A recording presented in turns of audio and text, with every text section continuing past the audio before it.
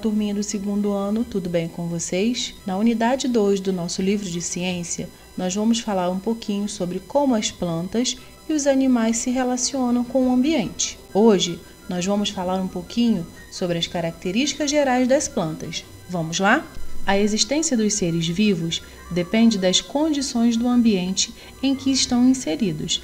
As plantas e os animais habitam em ambientes diversos, terrestres e aquáticos, apresentando características que permitem sua sobrevivência nesses locais. Característica das plantas.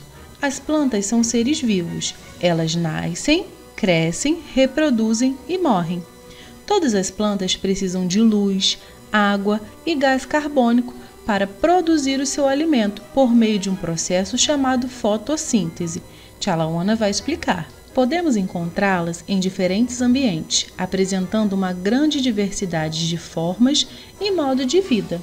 A mangueira, uma árvore de grande porte, a melancia, que nasce rasteira no chão, a vitória régia, uma planta aquática, nós encontramos essa planta em ambientes aquáticos, e os cactos, que são plantas que habitam em regiões secas. Vamos conhecer um pouquinho sobre as partes da planta?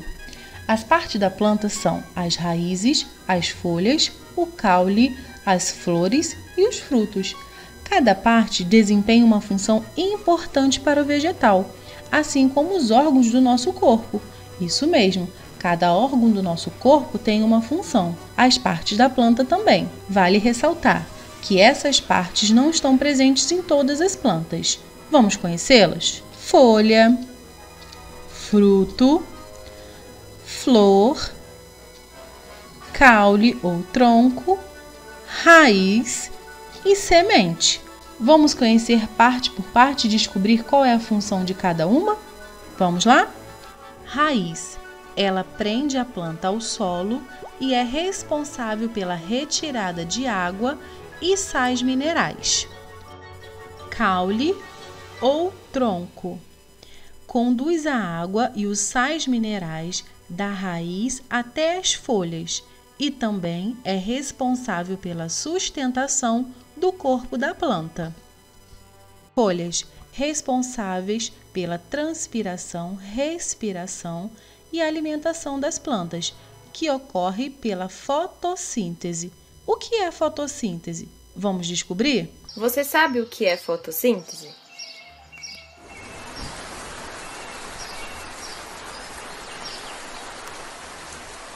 Após uma chuva, a água infiltra no solo e as raízes da planta absorvem essa água da terra, subindo até as folhas. O gás carbônico que está presente no ar é captado pelas plantas através das folhas.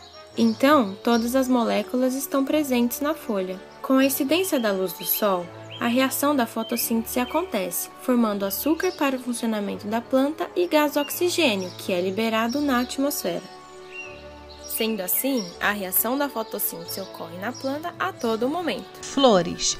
Em algumas espécies de vegetais, são responsáveis pela reprodução das plantas, dando origem aos outros frutos. Observe o morango. Fruto. Os frutos têm a função de proteger as sementes. As sementes são responsáveis pelo nascimento de novas plantas.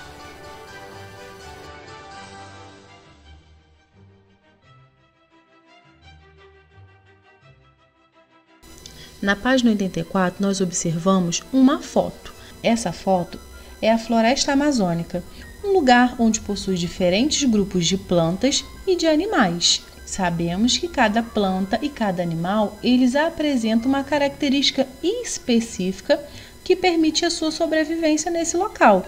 Isso mesmo, cada planta e cada animal, eles são adaptados a viver em um determinado habitat. Na página 85 está falando sobre as diversas características das plantas. Na página 86, Tia Lauana já explicou as partes da planta e a função de cada uma. Na página 89, nós vamos observar a planta e nomear cada parte explicando as suas funções. Número 1. A folha. Qual é a função da folha? A folha é onde ocorre a fotossíntese da planta, não é? Ainda na página 89, nós vamos fazer uma atividade diferente. Vocês vão pegar uma máquina fotográfica ou a câmera do celular. Vocês vão escolher uma planta que esteja em um local onde você possa observá-la de perto e com atenção. Pode ser em sua casa, no jardim, na praça, na calçada, certo? Vocês vão fotografar essa planta e vão registrar no seu caderno as suas características.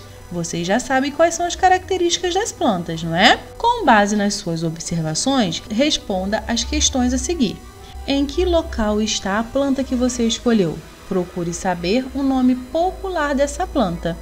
As plantas, elas têm nome científico e elas têm o nome popular. Vocês vão procurar o nome popular dessa planta e vão escrever. Letra B. Quais estruturas da planta você consegue observar? Você vai ver quais são as estruturas que você consegue observar. Você consegue observar folha, você consegue observar fruto, você consegue observar a raiz, o caule e vai colocar para a tia Lauana. Letra C. Desenhe a planta no espaço abaixo, indicando o nome de suas estruturas. Qual é a importância dessa planta? Né? Ela dá fruto, ela pode gerar frutos, ela serve de alimento, serve de moradia para os animais. E aí, o que você pode fazer pela sua preservação? É importante a gente preservar a natureza. E o que você pode fazer para preservar essa planta? Página 91. Lembra que a tia falou que as plantas possuem características específicas? Isso mesmo, essas características que possibilitam a planta sobreviver e realizar suas funções em seus habitats, certo? A primeira árvore é chamada de barrigudas. Elas são encontradas em ambientes do Nordeste do Brasil. Na época de chuvas, as barrigudas florescem. Já as árvores do Cerrado possuem caules retorcidos, folhas grossas e raízes longas.